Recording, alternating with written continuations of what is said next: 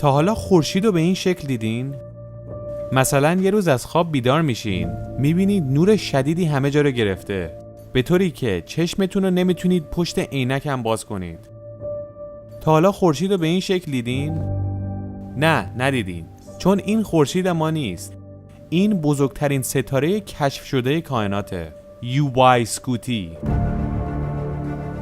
که در کلاس رد سوپر جاینت ستار ها قرار داره که به فارسی میشه ابرقول سرخ. یک ابرقول سرخ از لحاظ حجم بزرگترینه، اما از لحاظ نور پرنورترین نیستند. تو این عکس اگر نگاه کنید UY سکوتی رو به شکل پرنورترین ستاره میبینین، اما اون پرنورترین نیست. به خاطر حجم بزرگشه که داره پرنورتر نشون میده. اگر بخواین حجم UY سکوتی رو مقایسه کنید، باید بگیم که اون 5 میلیارد برابر خورشید حجمشه. اگر UY سکوتی رو با خورشید مقایسه کنی و در کنار هم ببینیشون، به این شکله و این نقطه خورشید ماست. و اگر بخوایم UY اسکوتی رو کامل در کنار خورشید نشون بدیم، خورشید دیگه دیده نمیشه. UY اسکوتی توی کهکشان خودمون قرار داره. اون یکی از ستاره های راه شیریه، منتها 5219 سال نوری با ما فاصله داره. نشون دادن بزرگی این ستاره به راحتی امکان نداره، چون اگر کره زمین رو به اندازه یک توپ 20 سانتی متری حساب کنید، مشتری میشه یک توپ 2 متر و 10 سانتی متری، خورشید میشه یک توپ با قطر 22 متر و UY اسکوتی به اندازه توپی میشه که 38 کیلومتر قطرشه. اگر یک وسیله‌ای داشته باشی که سرعت نور داشته باشه، میتونید در عرض 14.5 ثانیه یه دور خورشید بزنی. اما اگر با همون وسیلت بخوای بری دور UY اسکوتی بزنی، 7 ساعت با سرعت نور طول میکشه.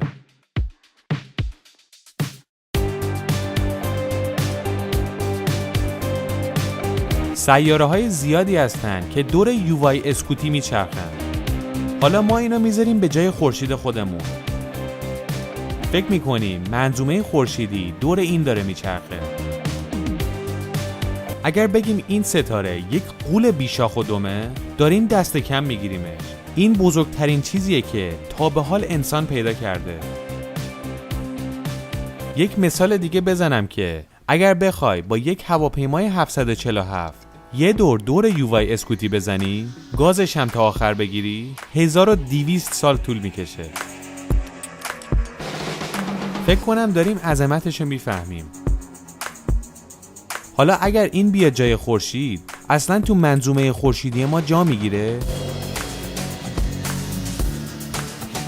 اگر UY اسکوتی جای خورشید ما قرار بگیره، حجمش تا مشتری رو میبلعه و نزدیک زحل یا همون کیوان وای میسه. خورشید که در این صورت از بین رفته، زمینمون هم که پخته شده رفته. حالا اگر کره زمین رو بذاریم به جای زحل، چه اتفاقی میفته؟ زمین به جهنم تبدیل میشه و میشه کلاً یک کره مذاب. اگر بخوایم روی زمین زندگی کنیم و UY اسکوتی ستارمون باشه، بایستی 1.5 تریلیون کیلومتر ازش فاصله داشته باشیم. در این فاصله اگر قرار داشته باشیم، هر دوری که زمین بخواد دور این ستاره بزنه 10,000 سال طول میکشه. یعنی در اون وقت یک سال کره زمین 10,000 سال طول میکشه. هر فصل روی زمین 2500 سال طول میکشه. یعنی اگر تاریخ 2500 ساله ایران رو حساب کنید، تو یه فصل اتفاق افتاده. اگر تو زمستون به دنیا اومده باشی، تو همون زمستون هم میمیری و فقط درباره فصلهای دیگه میتونی در کتاب‌ها بخونی. اگر همه چی رو زمین وجود داشته باشه، یعنی جوش مثل همین الان باشه و زندگی روش جریان داشته باشه، بایستی همه با لباسهای ضد تشعشع بیان بیرون. چون UY اسکوتی یک رد سوپر جاینت یا ابرقول سرخه. ستاره ها وقتی ابرقول میشن که نزدیک مردنشونه و در این صورت تشعشعات خیلی بیشتری دارن. وقتی میگیم نزدیک مردنشونه فکر نکنید 2-3 سال دیگه میمیرن. وقتی نزدیک مردن میشن هنوز میلیون ها سال عمرشون باقی مونده. یک ابرقول سرخ وقتی میمیره منفجر میشه که به اون انفجار میگن سوپرنووا یا ابرنواختر و چون یووای اسکوتی بزرگترین رد سوپر جاینته، سوپرنووای اون یا ابرنواخترش 100 برابر غول سرخای دیگه است. سوپرنووا یا ابرنواختر بزرگترین انفجارهای دنیاست، اما مردن یووای اسکوتی با همه فرق داره چون بزرگترین انفجاری که در کائنات اتفاق افتاده ایجاد میشه.